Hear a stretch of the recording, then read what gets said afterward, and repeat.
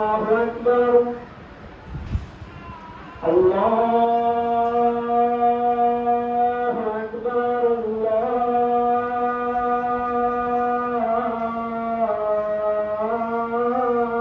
أكبر أشهد أن لا إله إلا الله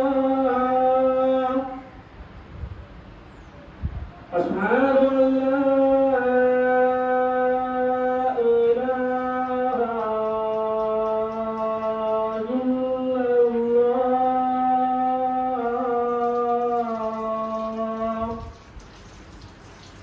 أشهد أن محمدا رسول الله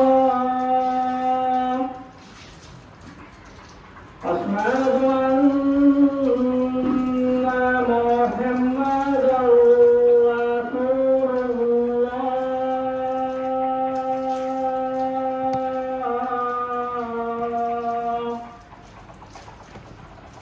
حي على الفلاح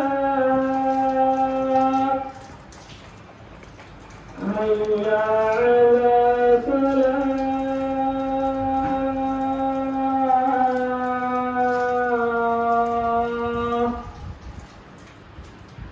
حي على الفلاح حي على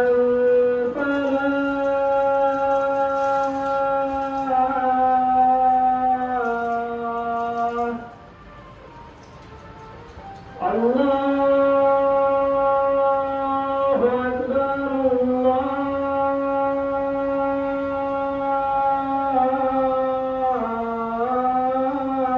أكبر لا إله إلا الله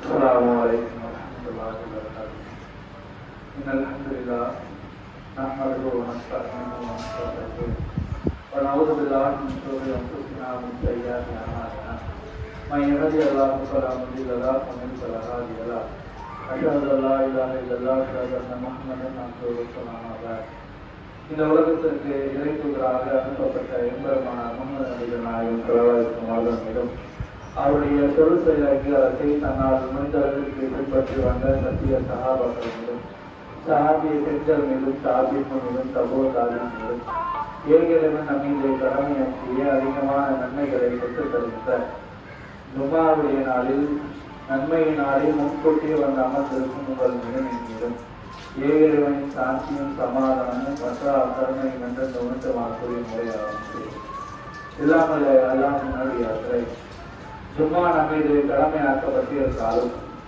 ஜும்மாவுடைய நன்மையை பற்றி நபிகளார் நமக்கு சொல்லும் பொழுது ரசல வகுத்தசல யார் ஜும்மா நாளில் தலையை தேய்த்து குளித்துவிட்டு வகுத்தசர வந்ததா பிறகு ஆரம்ப நேரத்தில் பள்ளிக்கு வந்து தான இமாமுக்கு அருகாமையில் அமர்ந்து தும்மல்லம் இருப்பு எந்த விதமான வீணான காரியத்தில் ஈடுபடாமல் இருந்தால் ஜும்மாவை வீணடிக்காமல் இருந்தால் அஜரின் சனத்தின் சியாமக வக்கியாமக அவரை எடுத்து வைத்து ஒவ்வொரு கால் ஏட்டிற்கும் ஒரு ஆண்டு காலம் இரவெல்லாம் இன்றை வணங்கிய நன்மையும் ஒரு ஆண்டு காலம் நோன்பு நோற்ற நன்மையும் அல்லாஹ் தருவதாக அல்லாஹ்வுடைய தூதர் நமக்கு சொல்லி காட்டினார்கள்.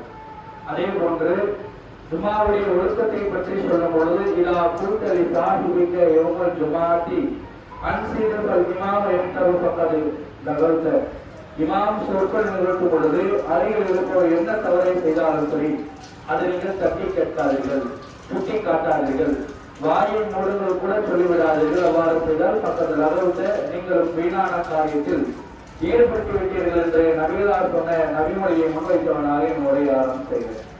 இல்லாமல் அல்லாஹ்வின் நல்லடியார்களே, ஏகரிவனால் படைக்கப்பட்டு ஏகரிவனால் பலவிதமான அருட்படைகளை பெற்றுக் கொண்டனம்.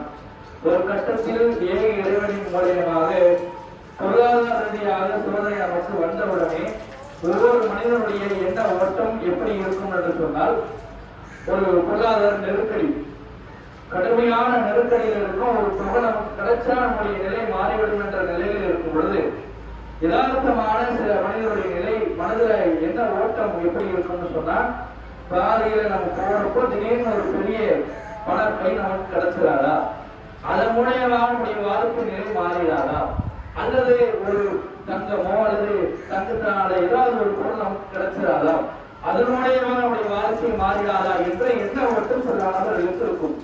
அல்லது பொருளாதார சிக்கல் நமக்கு இருக்கின்ற நிலையில ஏழையாக பொருளாதாரத்தில் பின்தங்கி இருக்கின்ற நிலையில் நம்முடைய மனைவியை தன்னுடைய கடைகளுக்கு அல்லது ஏதோ ஒரு வணிக நிறுவனங்களுக்கு அழைத்து செல்லும்போது பொருட்கள் பலவிதமான பொருட்களை காட்டி இது வேணும் அது வேணும் என்று கேட்கப்படும் பொழுதெல்லாம் அந்த பொருளை வாங்கி தராத நமக்கு பொருளாதாரம் இல்லையே என்ற மனவேதனையோடு அவரை அழைத்து வந்திருப்போம்.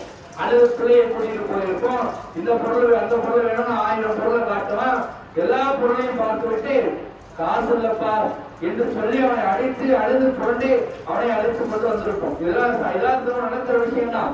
அதே போன்று பொருளாதாரம் இல்லாத சூழ்நிலையினால் இறைவனத்தில் பல நேரங்களிலே இறைவனுடைய வாழ்க்கையை மாற்றிவிடு, பொருளாதாரத்திற்கு அதிகப்படுத்தித்தா என்று இறைவனுக்கு அதிகமாக பிரார்த்தனை செய்திருப்போம். இரவு நேரங்களில் உறங்குகிற நேரத்துல என் பிள்ளை எதையும் கேட்டதால் வாங்கி தர முடியலையே என்ற மனவேதனை நம்ம இடத்துல இருக்கும். மனைவி கேட்டு வாங்கி தர முடியலையே என்ற ஒரு மனம் கசப்பு நம்ம இடத்துல இருக்கும். பொருளாதாரத்தின் கடுமையான வேதனையோடு அன்றாட பல நாட்கள் நாம் கடந்து சென்று கொண்டே இருக்கிறோம். ஒவ்வொரு சூழ்நிலையிலும் நம்மோடு வாழ்ந்தவன், நம்மோடு பழகியவன், நம்மோடு வியாபாரம் செய்தவெல்லாம் கொடிகட்டி பறக்கின்ற பொழுது நம்முடைய அந்த நிலையை பார்த்த உடனே நம்ம நிலை எப்ப மாறும், எப்ப நம்முடைய வாழ்க்கை நிலை மாறும், எப்ப பிரம்மாண்டமான வீடு கட்ட போறோம், என்ன இடத்துல வியாபாரம் செஞ்சவன் பத்தியா எப்படிப்பட்ட வீடை கட்டினா நம்முடைய நிலை எப்ப மாறும் என்ற ஒரு மன வேதனையோடு நாளுக்கு நாள் பயணித்துக் கொண்டிருக்கிறோம். ஒவ்வொரு இஸ்லாமிய மக்களும் ஒவ்வொரு மூமினும் உள்ளத்தில் ஆழமாக பதிய வைக்க வேண்டிய மிக முக்கியமான வசனம், இந்த பொருளாதார ரீதியாக அல்லாஹ் நமக்கு சோதனை கொடுப்பது என்பது அல்லாஹ்வால் வழங்கப்பட்ட ஒரு செயல். அல்லாஹ் திருமறை குர்ஆனில் சொல்கின்றான், வலா நபுல் வன்னக்கும் மின் ஹௌஃபின் வல் ஜூஇன் வ நக்ஸின் மின் அம்வாலி வல் அன்ஃபுஸின், உங்களுக்கு மத்தியிலே நம் உயிரை கொடுத்தும் உயிரை எடுத்தும் பொருளாதாரத்தை கொடுத்தும் எடுத்தும் பசியினாலும் சோதிப்போம் என்பதை அல்லாஹ் சொல்லி காட்டுகின்றார். அல்லாஹ் தான் உங்களுக்கு பொருளாதாரத்தை கொடுக்கிறான், அல்லாஹ் தான் பொருளாதாரத்தை பறித்துக் கொள்கின்றான். அல்லாஹ் நாடினால் நடுத்தரமாக உங்களை வாழ வைப்பான், அல்லாஹ் நாடினால் பொருளாதாரத்தில் உங்களுக்கு அதிகமான ஒன்று கொடுப்பான், அல்லாஹ் நாடினால் பறித்துக் கொள்கிறான். இது நம்ம உள்ளத்தில் ஆழமாக பதிய வைக்க வேண்டிய மிக முக்கியமான வசனம். அல்லாஹ் நமக்கு போதனை கொடுத்திருக்கிறான், ஏழையாக நாம் இருக்கிறோம், இது அல்லாஹ்வால் நமக்கு கொடுக்கப்பட்ட ஒரு செயல், ஒரு சோதனை என்பதை உள்ளத்தில் ஆழமாக பதிய வைத்து விட்டோம் என்று சொன்னால் நமக்கு வாழ்கின்ற வாழ்க்கை கஷ்டமாக தெரியாது. அதே போல ஏழை என்ற இந்த சோதனையை பொறுத்தவரையிலும் அல்லாஹ்வுடைய தூதர் சொன்னார்கள், அத்துன்யா சிஜ்னுல் முஃமினீன், இந்த உலகம் என்பது முஃமினுக்கு சிறைச்சாலை, ஜன்னத்து காஃபிரின், காஃபிருக்கு இந்த உலகம் சொர்க்கத்தை போல இருக்கும் என்று சொன்னார்கள். நீங்க அதானல ஒரு ஏழை நிலையில் இருக்கிறவன், பொருளாதாரத்தை பின்தங்கி இருக்கிறவன் நினைச்சதை சாப்பிட முடியுதா, நினைச்ச இடத்துக்கு போக முடியுதா, நினைச்ச வாழ்க்கை வாழ முடியுதா, நினைச்சதை போன்று அவருடைய செயலில் இருக்கிற ஒரு சட்டை எடுக்கணும் சொன்னாலும் கூட அந்த சட்டை தன்னுடைய விலைக்குள்ள இருக்க வேண்டும் என்று பார்க்கலாம். நீங்க ஒரு ஷாப்பிங் மாலுக்கு போறீங்க, அப்பா உனக்கு தேவையான சட்டை எடுத்துக்கணும் அத்தா சொல்லுவாரா? சொல்ல மாட்டாரு. இதுதான் பட்ஜெட், இதுக்குள்ளதான் எடுக்கணும்னு பட்ஜெட்டை போட்டு அனுப்புவாரு. அவ என்ன நிலை?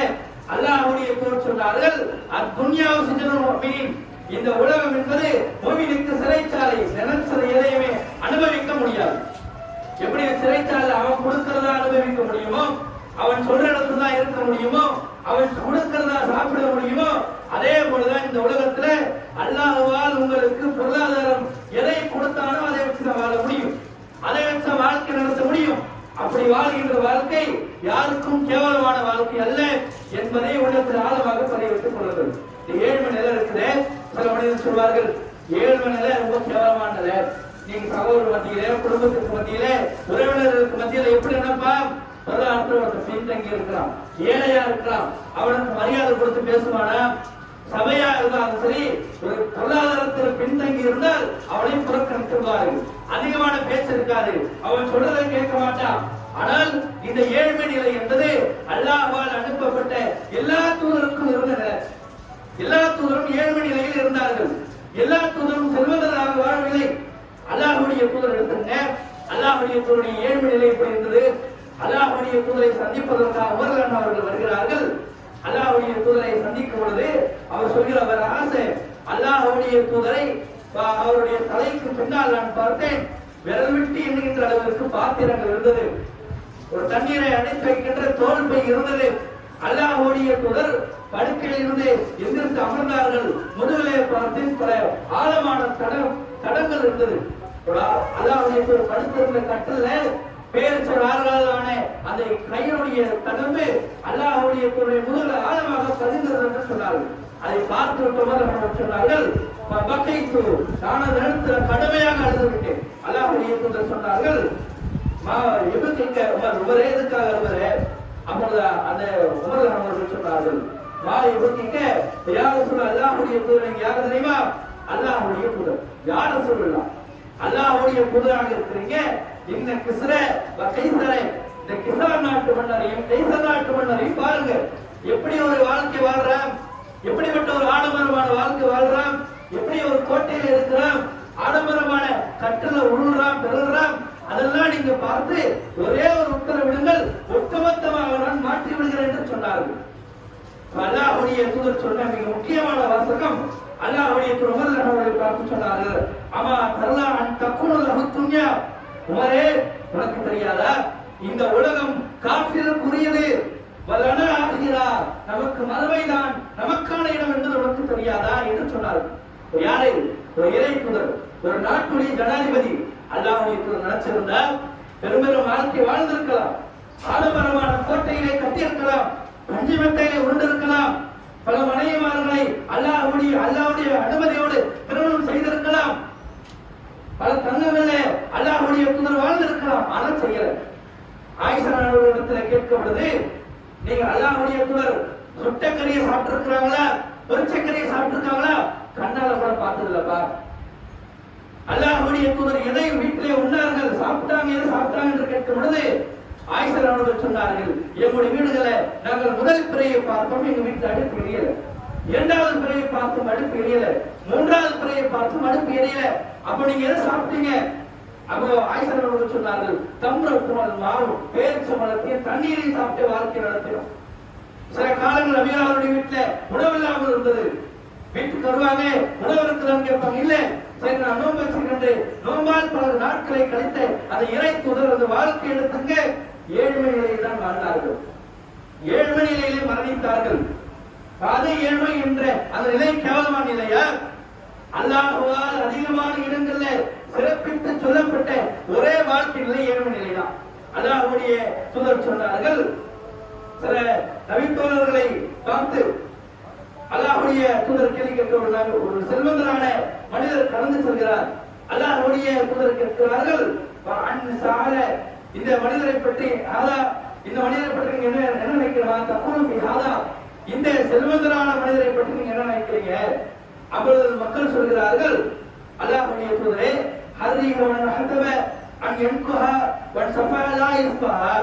இந்த மனிதர் பரிந்துரை பேசினால் உடனடியாக பரிந்துரை கிடைத்துவிடும். இந்த மனிதர் திருமணம் செய்ய பெண் கேட்டால் உடனடியாக திருமணம் செய்து வைத்து விடுவார்கள். இவர் பேசினால் இவருடைய வார்த்தைக்கு மதிப்பு இருக்கும் என்று சொன்னார்கள். நபித்தோழர்கள் நபிகளிடத்துல இந்த செல்வந்தர் என்ற இந்த மனிதரை பற்றி புகழ்ந்து சொல்லி வருகிறார்கள். இப்படி எல்லாம் இருக்குது, இப்படி எல்லாம் பண்ணுவாங்க என்று சொன்னோடனே அல்லாஹ்வுடைய தூதர் மற்றொரு ஏழ்மையான ஒரு முஸ்லிம், ஒரு முஸ்லிமின் ஏழ்மை நிலையில் இருக்கின்ற ஒரு முஸ்லிம் கடந்து செல்கிறார். அல்லாஹ்வுடைய தூதர் கேட்டார்கள், இதோ இருக்கிறார் இந்த முஸ்லிமான ஏழ்மை மனிதரை பற்றி சொல்லுங்கள் என்று சொன்ன உடனே மக்கள் சொல்கிறார்கள், இவர் சபையை விட்டு புறக்கணிக்கப்படுவார். இவர் பேசினால் யாரும் காது கொடுத்து கேட்க மாட்டாங்க. இவர் திருமணம் செய்ய ஆசைப்பட்டால் திருமணத்தில் வைக்க மாட்டாங்க. நீங்க அதான் யோசிச்சு பாருங்க, ஒரு 7 மணி நிலையில் இருக்கின்ற இளைஞன் பெண் கேட்க சென்றால் இன்னைக்கு என்ன பார்க்கிறான்? வீடு இருக்கிறா, மாசம் 1 லட்சம் சம்பாதிக்கிறானா, அவங்க அத்தை பெரிய கோடாதிபதியா இருக்கிறாரா, லட்சக்கணக்கில் சம்பாதிக்கிறாரா, அவன் அண்ணன் என்ன செய்யறான், அவன் அக்கா என்ன செய்யறான்? ஒரு பையன் திருமணம் செய்ய போற, அவன் அண்ணனுக்கு இவனுக்கு என்ன தொடர்பு, அக்காவுக்கு இவனுக்கு என்ன தொடர்பு, அவங்க குடும்பம் சரியா இருந்தா இவர்கள் வாழ்க்கை நல்லா இருக்கும்னு பார்க்கிறான். மாசம் 1 லட்சம் ரூபாய் சம்பாதிக்கணும்னு பார்க்கிறான். யாராக இருந்தாலும் சரி, சௌரிய குடும்பமாக இருந்தாலும் பொருளாதாரத்தை தான் எடுத்து பார்க்கலாம்.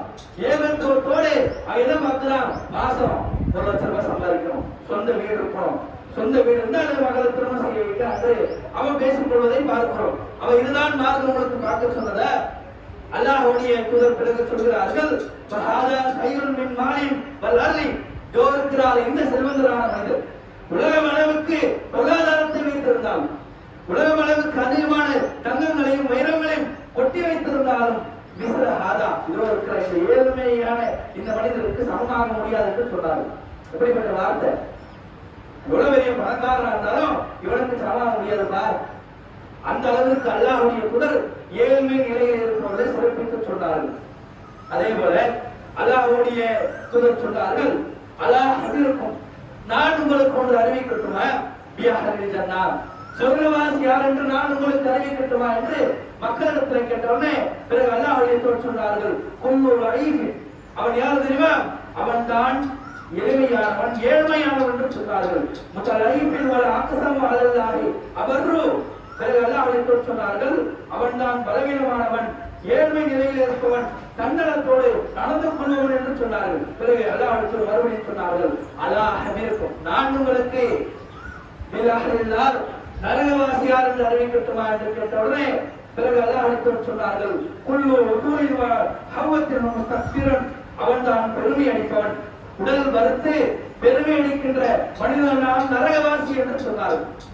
அவர் ஏழ்மை நிலையில் இருக்கின்ற இந்த வார்த்தை அல்லாஹ்வால் நமக்கு வழங்கப்பட்டாலும், இந்த மக்களுக்கு மத்தியில கேவலமான நிலையாக இந்த மக்களுக்கு இருந்தாலும் அல்லாஹ் நமக்கு சிறந்த அனுப்பிச்சிருக்கிறான். சொர்க்கத்தை நம்ம அல்லாஹ் நமக்கு கொடுத்திருக்கிறான்.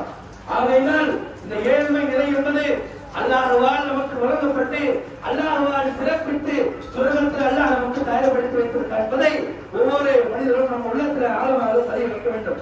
அதே போல அல்லாஹ்வுடைய தூதர் சொன்னார்கள், அதல் அக்துல் ஃபில் ஜன்னத், நான் சொர்க்கத்தை எட்டி பார்த்தேன், பராய்த்து வந்திருக்கிற அஹ்சன அஹ்லில் ஃபுகரா, அங்கு அதிகமானவர்கள் ஏழ்மையான மனிதராக இருந்தார்கள்.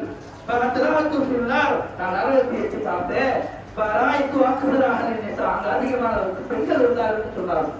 சொர்க்கத்திலே அல்லாஹ்வால் படைக்கப்பட்டு வானங்களையும் பூமியும் நிறைத்து இதைவிட பிரமாண்டமாக இருக்கின்ற அந்த சொர்க்கத்திலே அதிகமாக இருப்பதே ஏழைகள் தான் என்பதை நம் உள்ளத்தில் ஆழமாக பதிய வைக்க வேண்டும்.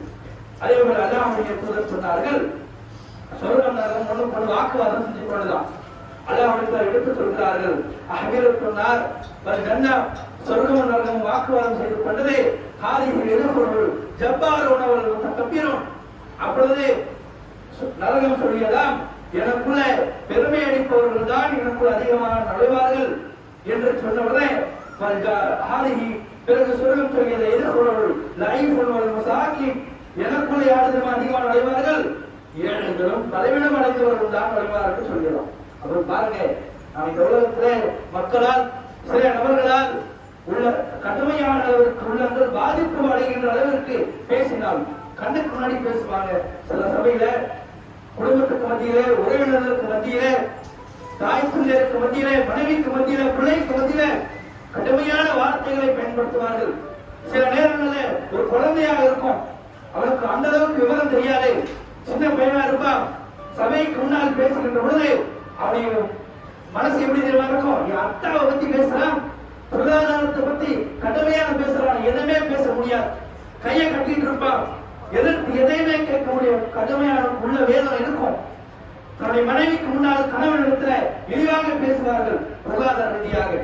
அப்போ அவனால எதுவுமே பேச முடியாது, சபையா இருக்கும், அதிகபட்சமாக சபையை புறக்கணிப்பார்கள் தவிர அந்த பேசிய வார்த்தை யாருடைய உள்ளத்திலும் பதிந்திருக்கின்ற வார்த்தை நீக்க முடியாது. எத்தனையோ குடும்பங்கள், எத்தனையோ பெண்கள் எத்தனையோ ஆண்மார்களுடைய உள்ளங்கள் கடமை அதற்கு வேறு நிறைந்திருக்கும். ஒரு நன்றாக புரிந்து கொள்ளுங்கள், அல்லாஹ் நமக்கு தயார்படுத்தி வைத்திருக்கிறார் சொர்க்கத்தை, பிரம்மாண்டமான சொர்க்கத்தை. அதை நீங்கள் சொல்லிக்கொண்டு உள்ள மாதங்கள் அடித்துக் கொள்ளுங்கள். அதே போல அல்லாஹ்வுடைய தூதர் சொன்னார்கள், மக்கள் அனைவரும் அல்லாஹ்வுடைய காலகட்டத்தில் சபையாக என்று தொழுது கொண்டிருக்கிறார்கள். ஜமாத் நடக்குது, நடந்து கொண்டிருக்கும் பொழுது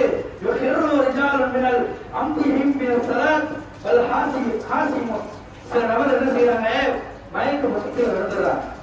சில நபர் ஜமாத் நடக்குது, ஜமாத் நடக்கிறது என்ன சத்தம் நின்று சொல்லணும். அந்த நின்று தொழுகின்ற இடத்துல நபிகளார் தொழுது கொண்டிருக்கிறார்கள், ஜமாத் நடத்துறாங்க. சில நபர்கள் மயக்கம் போட்டு கீழே விழுந்துறாங்க. விழுந்த உடனே அவரை பற்றி சொல்றாங்க, தக்கூடு அவர் யார் தெரியுமா? அவர்கள் தான் அந்த பின்னை தோழர்கள் என்று சொல்லப்படுது. சில அரபிகள் சொல்கிறார் அரபு காவுலாகி மஜ்னூன். சில அந்த கிராமவாசிகள் சொல்கிறார்கள், இவரை யார் தெரியுமா? பைத்தியகா, தொழுகிறவன மயக்கப்பட்டு விடுவாங்க. நீங்க அதானே நம்ம சாதாரண நபர்கள் தொழுது கொண்டிருக்கும் திடீர்னு மயக்கப்பட்டு விட்டா என்ன சொல்லுவாங்க? என்ன இப்படி நம்ம கேட்போம்.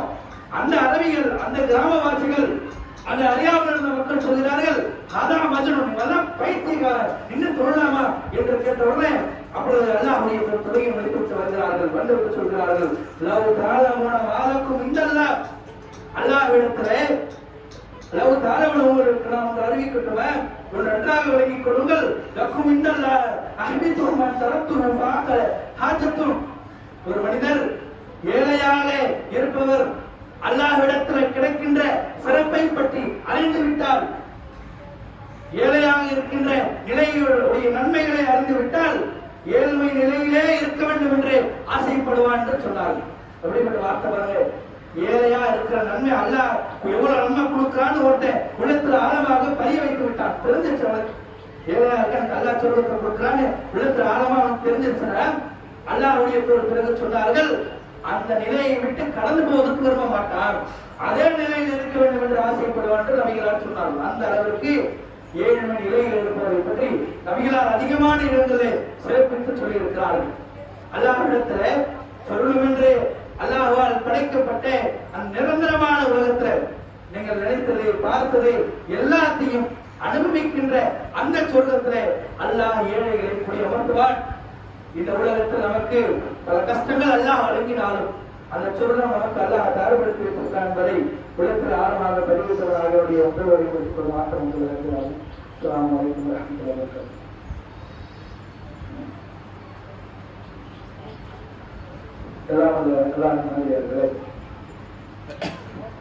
அல்லாஹ் நம்மை ஏழையாக படைத்திருந்தாலும் இந்த உலகத்தில் வாழ்கின்ற வாழ்க்கையில் சில நபர்கள் தான் சிலருடைய மனதில் ஆழமாக பாதிப்பு ஏற்படுத்தியிருந்தால், உள்ள ரீதியாக, பொருளாதார ரீதியாக, உடல் ரீதியாக நமக்கு காயங்கள் ஏற்படுத்தி இருந்தாலும் அல்லாஹ்வால் நமக்கு தயார்படுத்தி வைத்திருக்கின்ற அந்த சொர்க்கத்தில் அல்லாஹ் நம்மை குடியமர்த்துவான் என்பதை நாம் நன்றாக தெரிந்து கொள்ள வேண்டும்.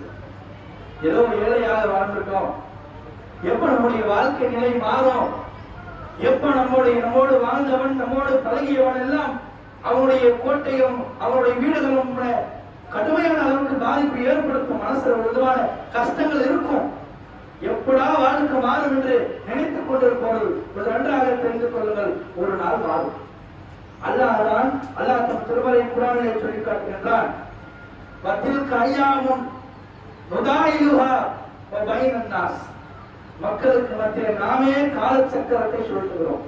இதே நிலையில நம்ம சாக மாட்டோம். தந்தை ஏழையாக, நம்முடைய பாட்டனார் ஏழையாக இருந்திருப்பார், உங்களுடைய தந்தை ஒரு நிலை மாறி இருக்கும், அதை விட உங்களுடைய நிலை ஒரு நிலை ஒரு படி மேல இருக்கும். அல்லாஹ் கால சக்கரத்தை சுழற்றுகிறான்.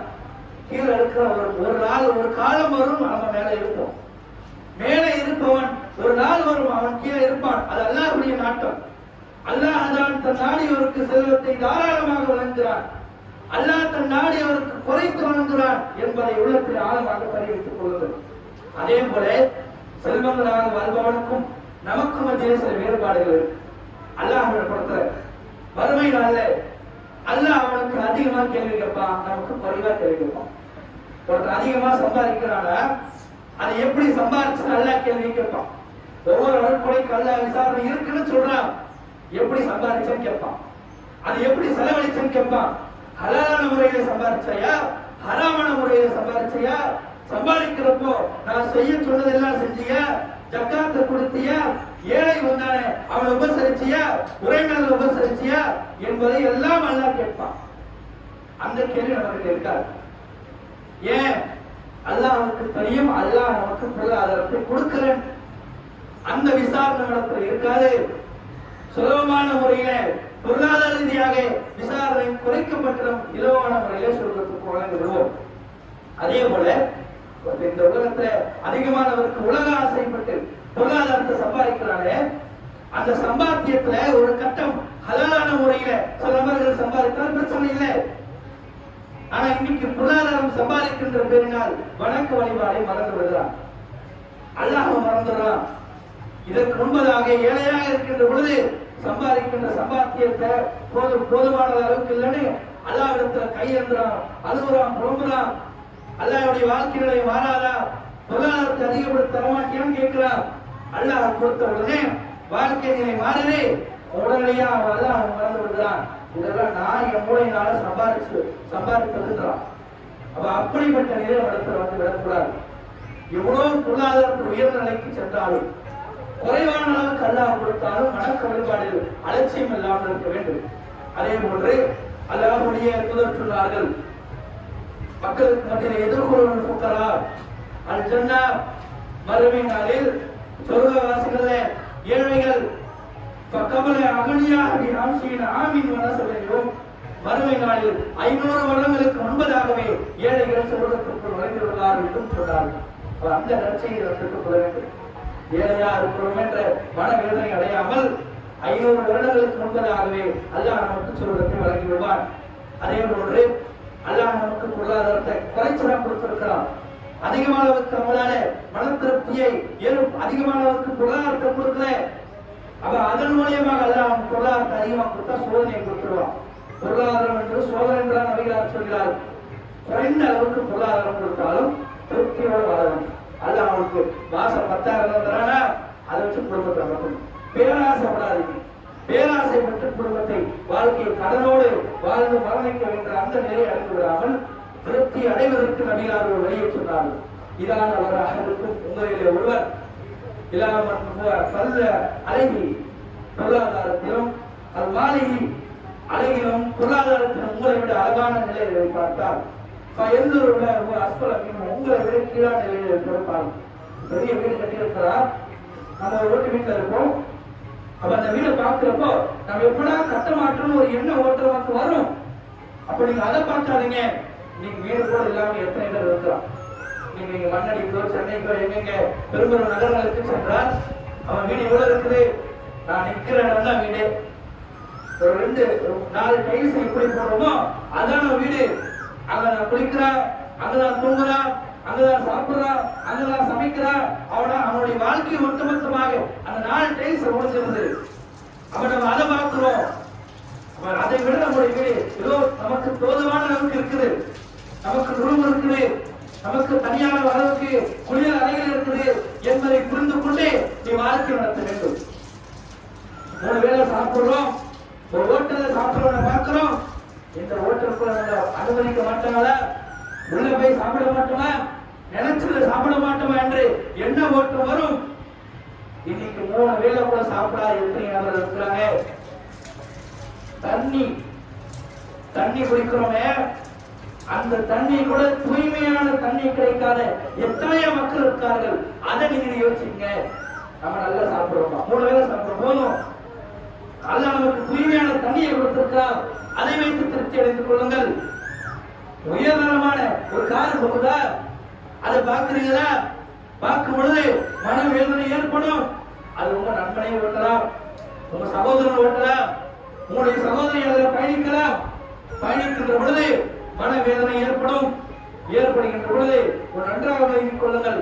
நம்மளை விட கீழான நிலையில் எத்தனை பேர் இருக்கிறாங்க, அதை பார்த்து திருப்பி அடைந்து கொள்கின்ற சொன்னார்கள். ஆகையினால் அல்லாஹ் நமக்கு எதை கொடுத்தானோ, அல்லாஹ் நமக்கு எதை வழங்கினானோ அதை வைத்துக் கொண்ட மன திருப்தி அடைந்து விட்டால் நமக்கு இந்த ஏழ்மை நிலை என்பது கஷ்டமாக தெரியாது. அந்த ஏழ்மை நிலையில அல்லாஹ் நமக்கு பல அந்தஸ்துகளை உயர்த்துவான் என்பதை உள்ளத்தில் ஆழமாக பதிய வைத்தவனாக என்னுடைய உரையை முடித்துக் கொள்வான். அஸ்ஸலாமு அலைக்கும் வரஹ்மத்துல்லாஹி வபரகாத்துஹு.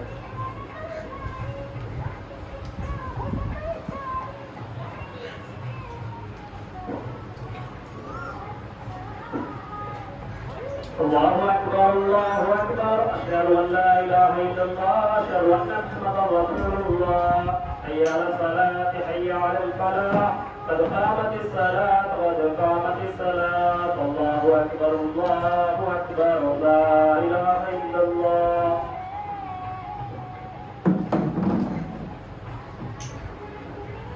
ரசூலை நேராக நெருக்கமாக அமைந்து கொள்வார்கள். குடிகாரர்களை பார்த்து தப்பிவிடுகிறார்.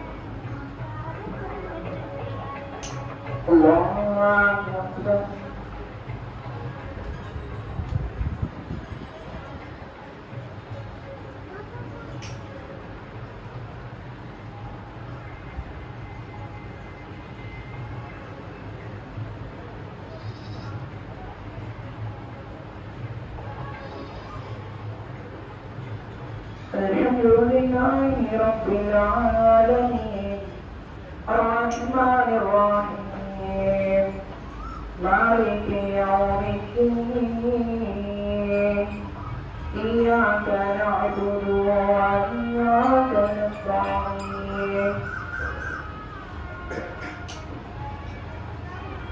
اهدنا الصراط المستقيم صراط الذين أنعمت عليهم غير المغضوب عليهم ولا الضالين.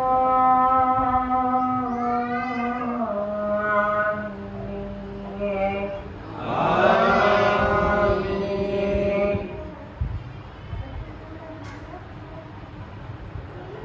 سبح اسم ربك الأعلى الذي خلق فسوى والذي قدر فهدى والذي أخرج المرعى فجعله غثاء نحوا سنقرئك فلا تنسى إلا ما شاء الله إنه يعلم الجهر وما يخفى ونيسرك لليسرى فذكر إن نفعت الذكرى سيذكر من يخشى ويتجنبها الأشقى الذي يصلى النار الكبرى ثم لا يموت فيها ولا يحيا قد أفلح من تزكى وذكر اسم ربه فصلى بل تؤثرون الحياة الدنيا والآخرة خير وأبقى إن هذا لفي الصحف الأولى صحف إبراهيم وموسى. الله أكبر.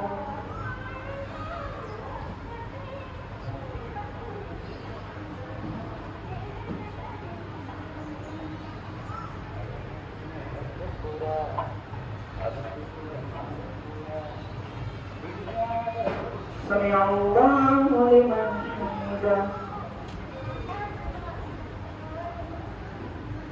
الله أكبر.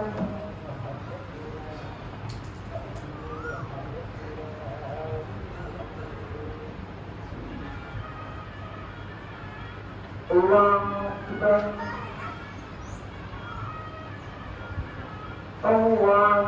أكبر.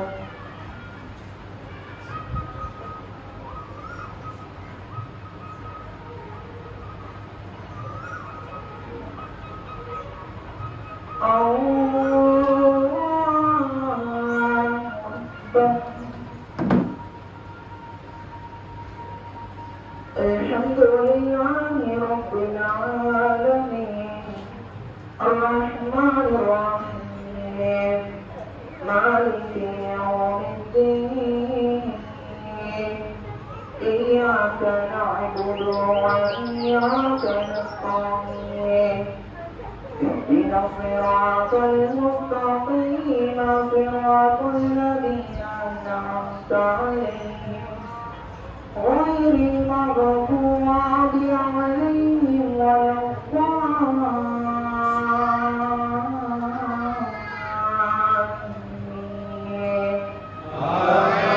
الضالين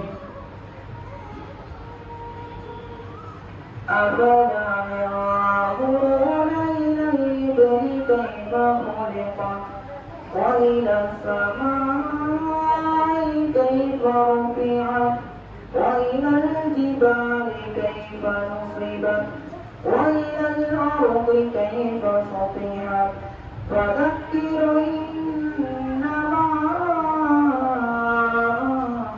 أنت مذكر لست عليهم بمسيطر إلا من تولى وكفر فيعذبه الله العذاب الأكبر إن إلينا إيابهم ثم إن علينا حسابهم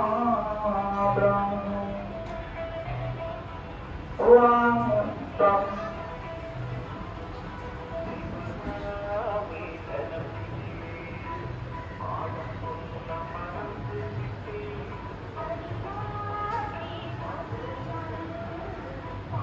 سمع الله لمن حمده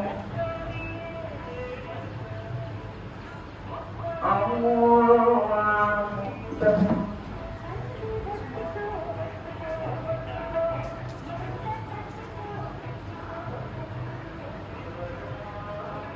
الله أكبر الله أكبر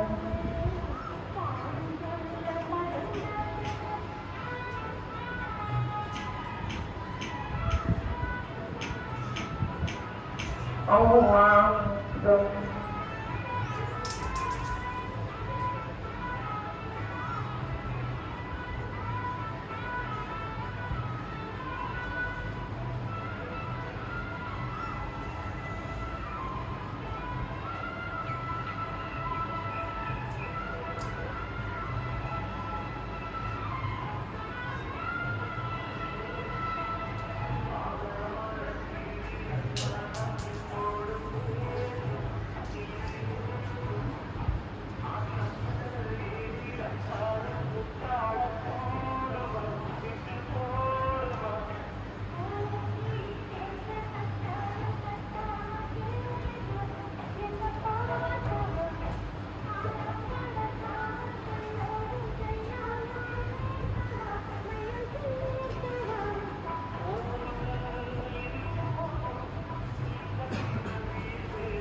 السلام عليكم ورحمة الله. السلام